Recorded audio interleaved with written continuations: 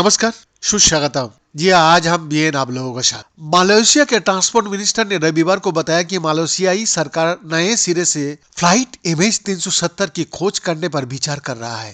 एक दशक पहले 8 मार्च 2014 को कुआलालंपुर से बीजिंग जाते समय मालয়েशिया एयरलाइंस की फ्लाइट MH370 अचानक गायब हो गया था। ये घटना इतिहास में दुनिया के सबसे बड़े और अनसुलझे विमान रहस्य में से एक है। आइए आज जानने की कोशिश करें फ्लाइट MH370 की कहां क्रैश हुई थी और इसको खोजने के लिए एक बार फिर क्यों अभियान शुरू हो रहा है। फ्लाइट MH370 में 227 यात्री और 12 चालक दल का सदस्य सवार थे। सुबह 12:41 पर MH370 ने उड़ान भरी और 20 मिनट में ही वो 10,700 मीटर की ऊंचाई पर थी। शेड्यूल के हिसाब से फ्लाइट MH370 को सुबह 6:30 बजे तक बीजिंग पहुंच जाना चाहिए था, लेकिन उड़ान भरने का 1 घंटा के अंदर ही एयरप्लेन रडार से रहस्यमय तरीका से MH370 गायब हो गई। प्लेन से पायलट ने कोई संकट का आदेश भी नहीं भेजा था। मालয়েशिया के फ्लाइट MH370 ने अपनी आखिरी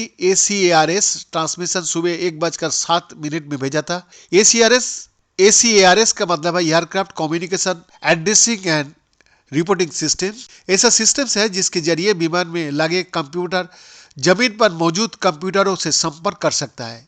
सुबह 1:37 पर इसे फिर से ट्रांसमिशन भेजना था, लेकिन ऐसा नहीं हुआ। इस बीच प्लेन को पायलट और मालয়েशिया का एयर ट्रैफिक कंट्रोल की बातचीत भी हुआ था। मालয়েशियाई अधिकारी ने जांच में पाया कि लगभग 1:19 पर पायलट या को पायलट ने एयर ट्रैफिक कंट्रोल से कहा था गुड नाइट मालয়েशिया 370। कुछ मिनटों बाद जब विमान दक्षिण चीन सागर के ऊपर वियतनामी हवाई क्षेत्र में एंट्री करने वाला था, विमान का ट्रांसपोंडर बंद हो गया।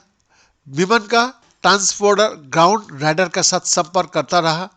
हैरानी वाली बात ये थी कि प्लेन वियतनाम गया ही नहीं।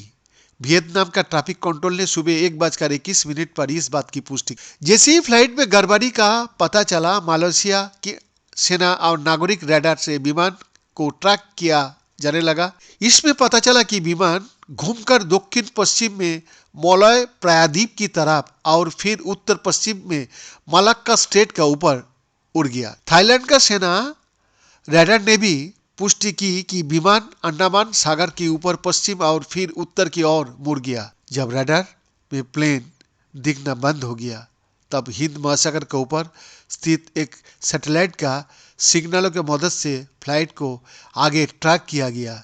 सैटेलाइट को फ्लाइट से आखिरी सिग्नल सुबह 8:11 में मिला। बीएन का रिपोर्ट।